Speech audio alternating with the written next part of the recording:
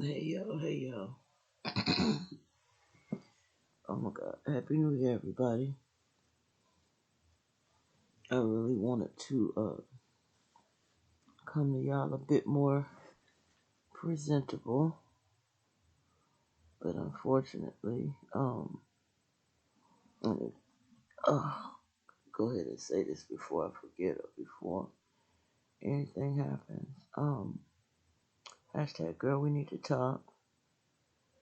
I am at the house in my room with my chair up against the door. Um, as y'all know, I went ahead and I ain't gonna say crazy, just, my heart goes out because I love this man and I feel like, although he's in denial still, deep, deep, deep denial, that he's sick. So I don't think he needs, you know, the law. I think he needs help. I don't want to be the one to, if he's not ready for help, I don't want to be the one to add to his trauma. And I know how that is, guys. And I don't suggest you do it that way. Um, but I'm really trying to see God figure out how to handle this. It's a lot. It's a lot. So anyway, I didn't want him to be alone on Christmas. Although I don't think he would have. But there was something on Christmas, and I told you we don't talk. You know, whether we're in let's fix this mode or not. It's gotten to the point where we still don't communicate. We haven't addressed any issues. I still don't get to finish a sentence before he either blows it off, storms off, or I'm sorry, you were saying something. That's his thing he does to, minimize anything that I'm feeling. So, um, but I went online, trying to work, um, and there was a post among his other posts. One of them said, Lord, I'm hurting right now. And guys, I swear,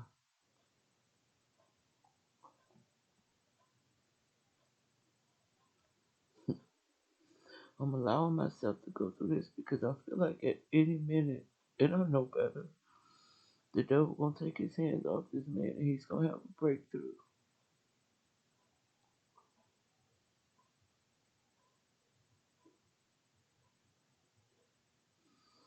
And I guess selfishly I wanted to be a part or witness it or whatever. But anyway, so I didn't want him to be traumatized and be alone on Christmas, which turned out to kind of suck because he didn't even really get that. And I was supposed to go to my son's house and he ended up being by himself on Christmas and working. So, anyway,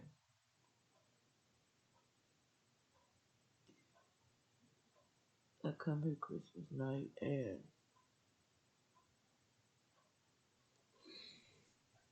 when we got here,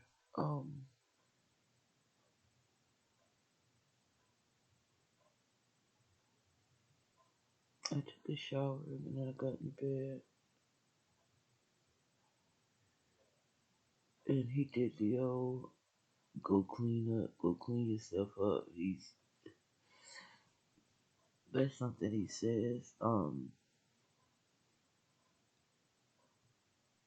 Kind of disgusting, but yeah, go clean yourself up. So anyway, I just, I've been at Mary's house. I took a shower, got back in the bed, and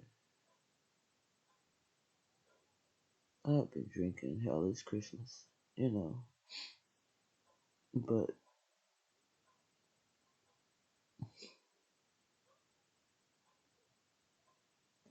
It was just weird. The energy was weird.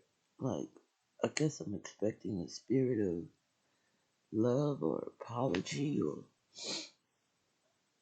relief or something. And I just get fall in line, fall in line. That's what I feel like. That's the patting on the head and the rubbing of the back because you're crying.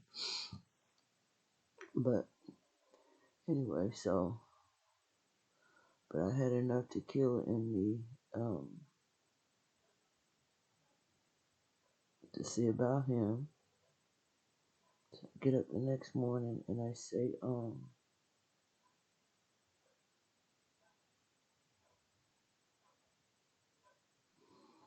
I said, Lord, I said, I tied one on last night. He's like, yeah, you did.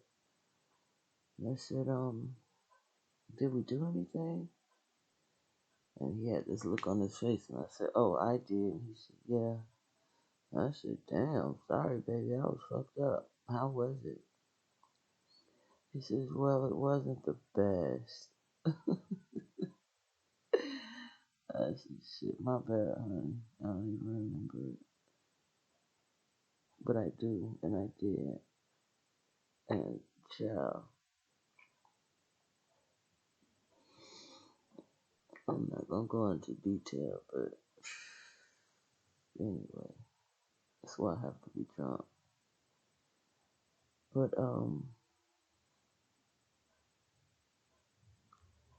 so he gets up,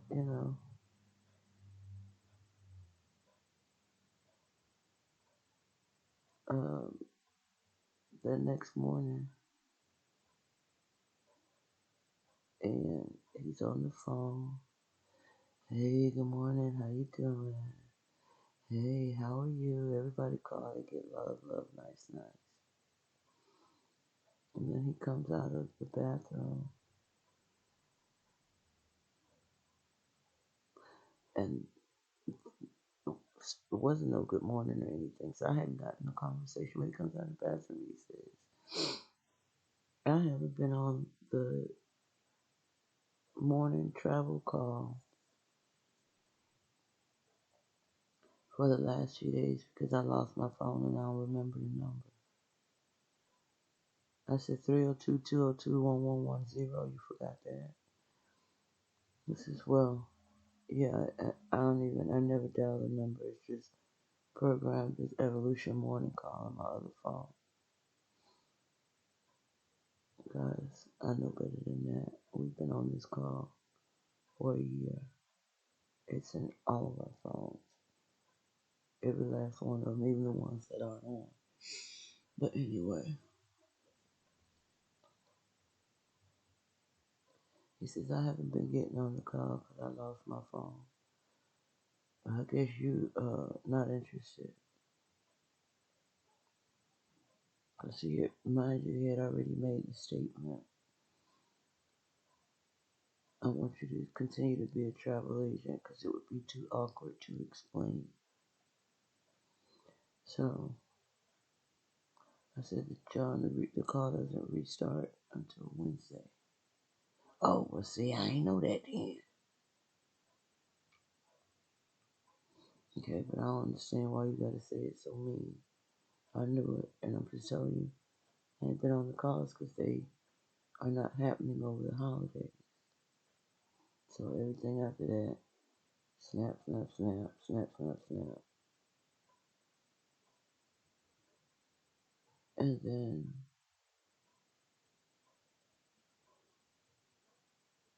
text, text, text, snap, snap, snap.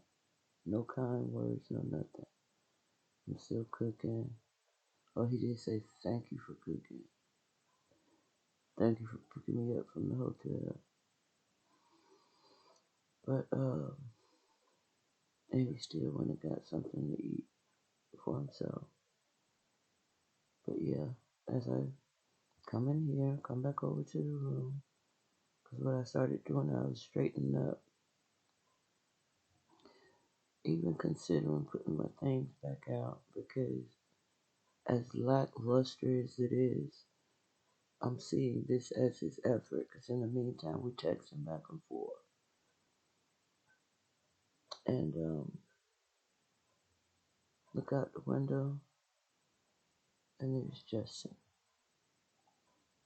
the gay guy that trades him the perks and Xanax for I don't know what you're smoking, how much you're smoking, but I'll give you an ounce every time. If you want more than that, you have to get it from my brother, him.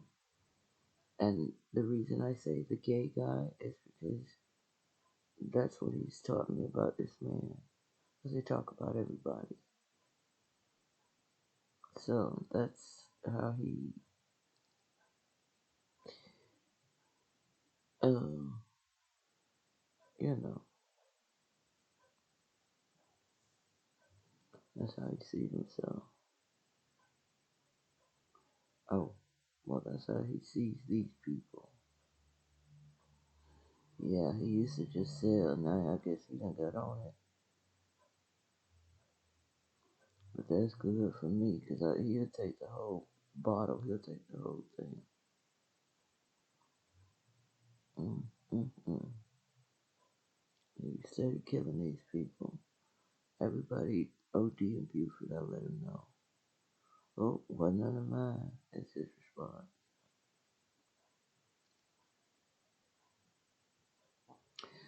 So, anyway, fast forward, we're here, we're schlepping around, staying out of each other's way. I'm still making sure I cook and, you know, keep the areas that I'm going to be in when I go in the kitchen or out to the little TV side. You know, try to keep those straight, keep the kitchen table wiped off. He asked me to take down the tree because he didn't know how, and I did that. And, you know, we're pretty cordial for the most part, not scaling the walls when we walk by each other. Um,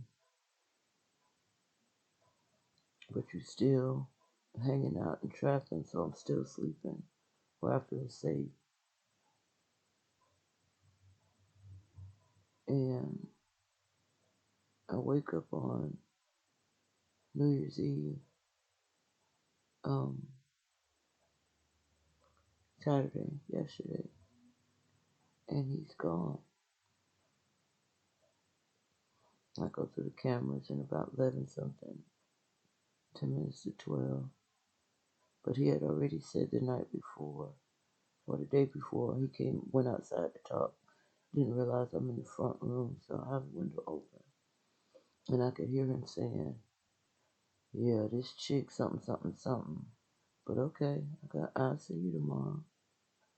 So when he came back inside, I said, if you're going to go outside so that you can talk about me, you should probably get in the car because my window's open.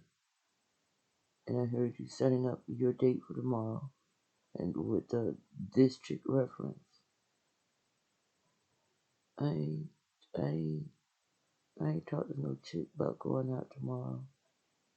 That was Tim. He texted me on my other phone. Okay, John. I wasn't saying it for an argument. I was just letting you know it's not really private out in front of the house because you're pretty much talking in the window. What window open, baby? The one where I am. Oh, I know that. I know. I know. That's the only reason I said something. So it didn't get too awkward or disrespectful. So he gone on about his business. Tomorrow comes. I get up. I'm moving around. And what I started doing was I had just thrown my stuff everywhere in bags and stuff in this room. So I started to organize and condense until I'm able to go. I still have to be comfortable and feng shui to as much as I can. So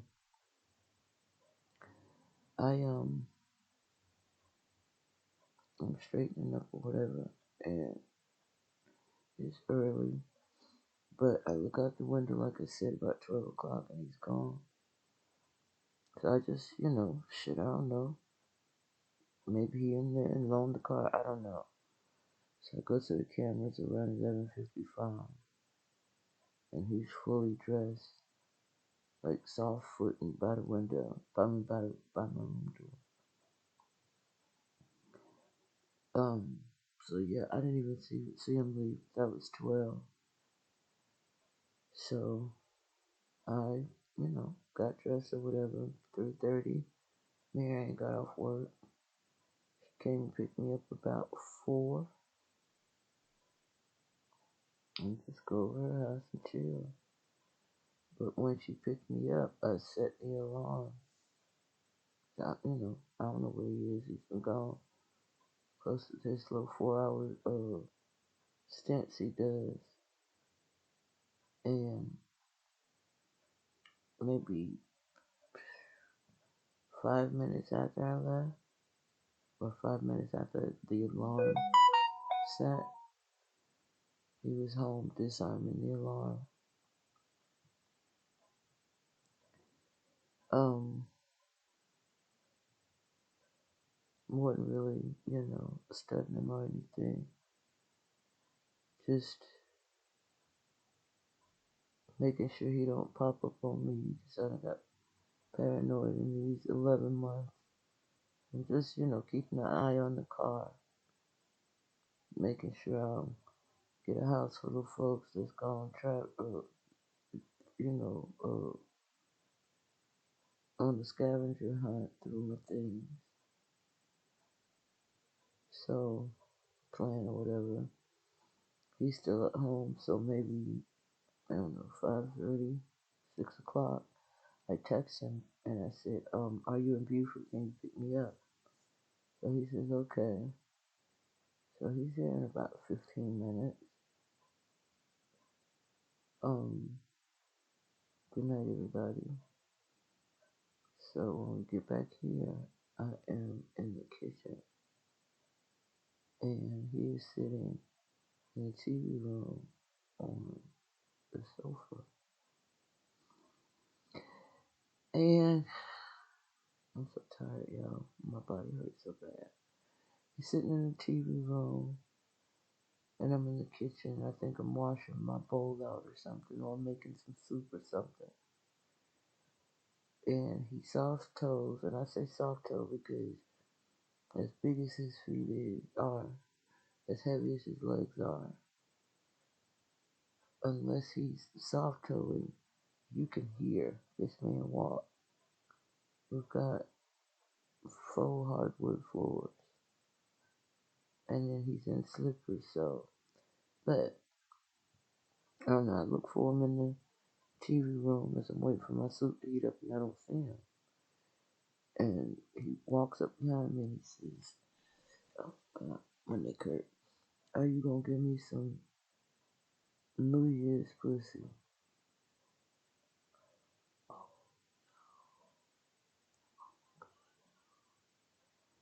So I jumped because I didn't realize he was back there. And I turned to say, "John." And as soon as I said that, he says, all right, forget it, forget it, forget it. And he walked back in the TV room.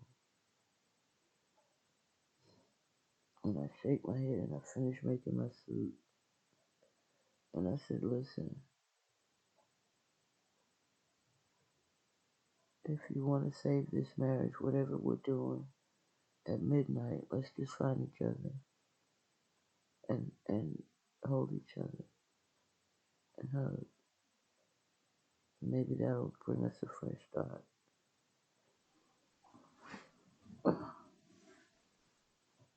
And he grabs me and he holds me.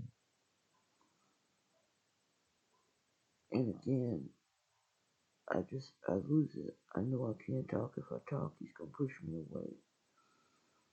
If, if he starts talking, he's gonna get mad. So I'm just there and I'm praying. And I just kept saying, please God, please God. I must have said it 300 times. Please God. And that's what I would do as a child. Like, when I didn't want anybody to hear me, or I didn't know what to say, I would just repeat, please God. or I would draw a dark circle and like, God, make this clear. This is my mind. Make it clear. So, sorry, y'all. I'll get to the point. My arm is killing me. So anyway, he's holding me, and I'm crying, and I'm holding him, and I'm holding him, and I'm holding him, and I'm bawling at this point, and I've been drinking, so I kind of like crouch down where, cause I almost feel I'm like resisting, not trying to, but just instinctively pulling away. So I slide down, and I'm holding one of his legs, and I'm rubbing his leg, and I'm crying, and he's rubbing my head, and he pulls me up, and he says, "Go clean up."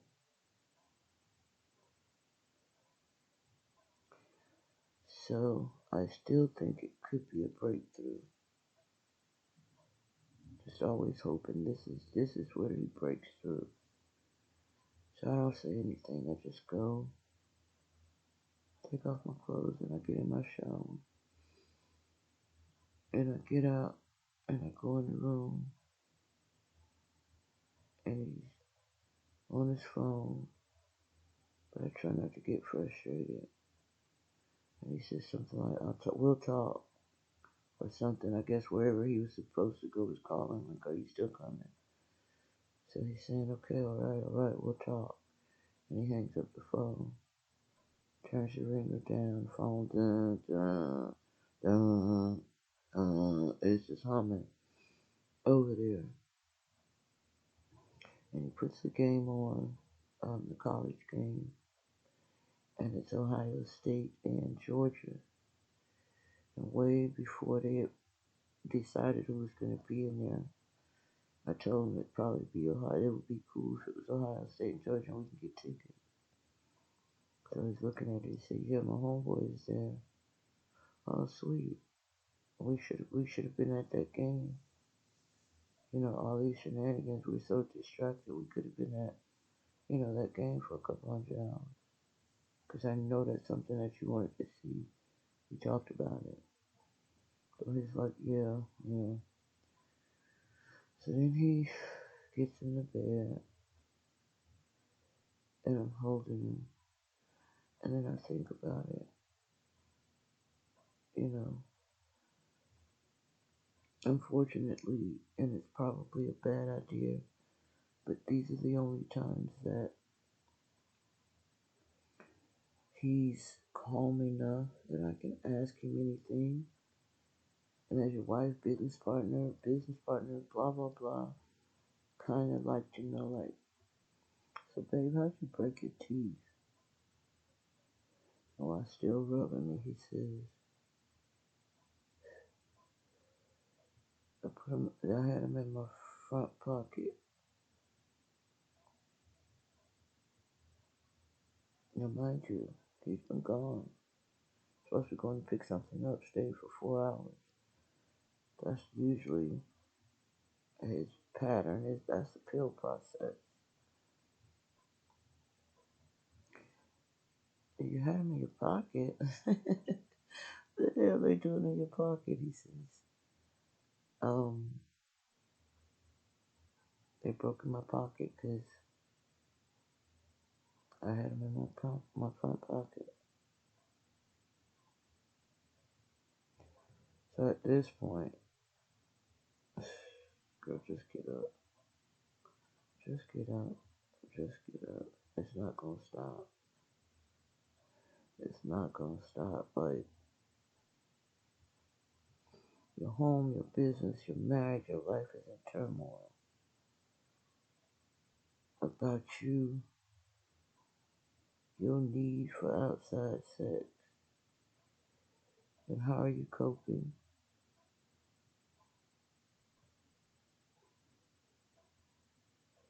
With drugs and outside sex. I can't help you. I can't help you. Not if it's gonna cost me my life or my health. I cannot help you. And I pray for you. So I get up I said, damn, John. I come in the room. I walk across the hall, and the second I walk out the door, he gets up. He closes the door and he locks it. Mind you, I'm planning on sleeping in there, my pillow in there, my blanket. I done took shit in the bathroom. So I'm knocking on the door and he's ignoring me. So the lock is just a little turn thing. So I go, instead of getting a butter knife, because that could go wrong, I go and get an earring, a hoop earring.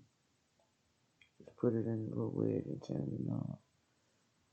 So I go in, but I'm annoyed as fuck. I'm furious actually about the teeth and the fact that you're so ready to not give a fuck. You lock the door not knowing if I'm coming back or not. I could have just been storming out. Count 10. Shit, you down there locked the motherfucker on my ankle. So I'm furious. I'm grabbing my pillow. I'm grabbing my cover. Going to the bathroom to get my shit. He says, get out of here. Get out of here. I said, boy, you better leave me the hell alone. Get the fuck away from me. Get the fuck out of here. And comes in the bathroom trying to physically remove me. Get out of my room. Leave me alone. John, read the lease. If you don't understand it, have somebody read it to you. This is not your room. And that's what your problem is. You think that you can restrict me from this home because you're a bigger bully. Like, I got shit in this room and I'm coming to get it and I have to call cops. I will. Honey, this man dragging me, so by now we got down windmilling and he trying to find a good spot to punch me in with his little fist balls up, iron puffed out. Go ahead and hit me, bitch. I swear to God, tonight you go down. Fuck you, bitch. Fuck you, hoe. Fuck you, bitch. Fuck you, hoe. You know, her college girl type shit. So he finally drags me uh to the door. But by this time, remember I just got out the shower, so I didn't have anything but my house coat. And I'm hollering and screaming, bitch, I done damn peed a little bit. So now we fucking Tom and Jerry slipping around on the damn floor. And that motherfucker dragging me, and I pulled back. And I don't know if he let me go or push me, but boom, my old ass on the ground again. I'm trying to goddamn find them nuts to goddamn Doug Flutie them hoes across the field. Stop kicking me. Bitch, stop hitting me. Get away from me. I ain't hit you. I ain't hit you. So I'm trying to stand up. He on the door pushing. He's pushing one way, pushing it closed. I'm pushing it open. He lock it. I unlock it with my thumb. I said, get my damn house shoes. He said, no, I bought them. I'll give them to you when I'm ready. Boy, I'm bumping the damn door, bumping the door, boom, boom, trying to, he's leaning up against the door. And he finally opens the door, throws the shoes out. Says, you fucking coward, you make me sick. So sick of your evil shit. Fuck you, and I'm recording your ass. So I hope you are recording. Hope you are recording. So I started the people that I think he's gonna let hear recording that he's trying to make me sound like I'm crazy. I started telling them all their business to make if he was his friend, all he had to do was say that. You were introduced first as a TV client, then as a junkie whore that used to strip, and a bisexual junkie whore that used to strip, and your nigga went to jail, or you lost your place, you had to move in with your mama. Um, he don't really like you because you don't like mothers who cater to their kids. And although you buy dope and trick off with your kids in the car, you still care about them, and that's too much. You can't deal with no kids. Um, and Justin, yeah. Um, so I just started rattling off everybody's business. So he, I guess he heard what I was saying. So after he said, I'm recording you. Oh, good. So and so, here's your so and so, here's your T. So and so, he's like, la la la la, I'm recording you. So the people could hear me. La la la la la, I'm recording you.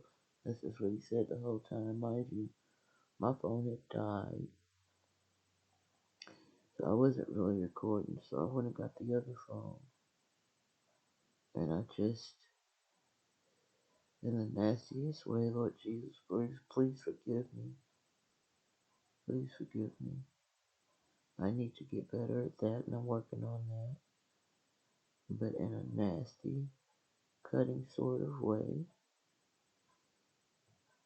I gave him the business.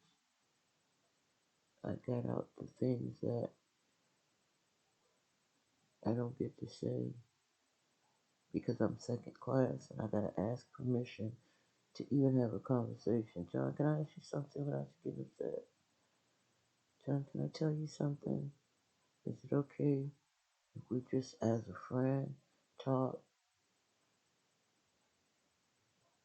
And this just regular conversation, guys. So I always have to preface it with that. And he'll still huff and puff and roll his eyes or whatever. But so as a result, it's hard for me to raise my arm. I don't think it's dislocated. I know what that feels like. But it hurts really, really, really bad. That's why I can't sit up. I got this neck thing on because it's almost like a brace. It helps keep, my vertebrae separate, but this shit hurt like hell. And guys, I'm gonna tell you why I'm doing this. Because one, I have enough sweat equity and I brought enough into this that I should be at least able to get myself a U-Haul truck and a storage just to get this over with. But then you feel like you lose control because with me comes my internet, my tag time and registration, all of that. So you're gonna have to start over and you're gonna have to tell somebody how raggedy your shit is after you've pretended it was me this whole time. Because you keep hollering you got friends. But those friends are your friends on some poor John, not another one type shit. You're not telling these people I am self-destructing and driving these women at 6, 7 feet under. But they'll get to see it after they have to wipe your booty, cut your eyebrow, all of that.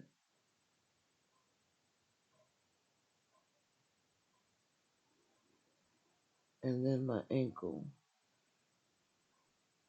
Um,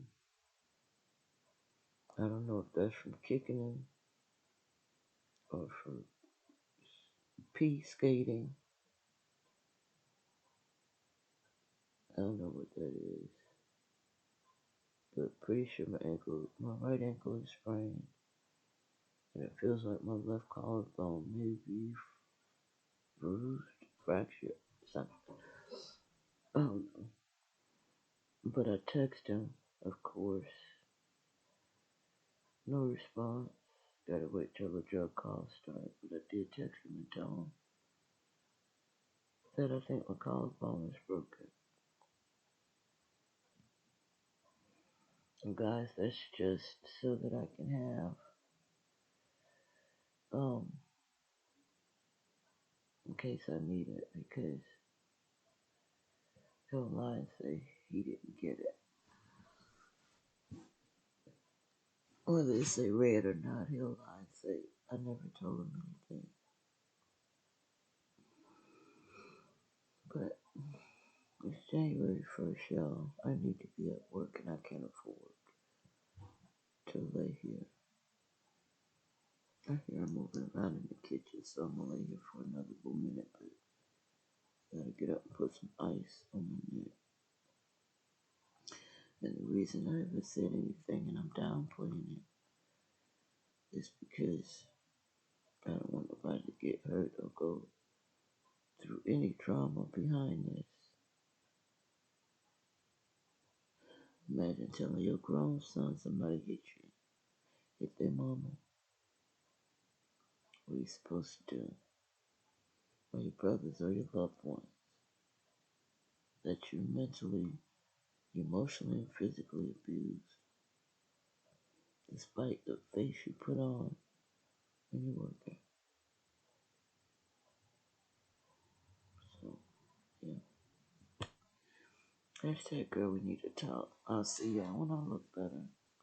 I just needed to have this chronicle in case I forget it or something happens.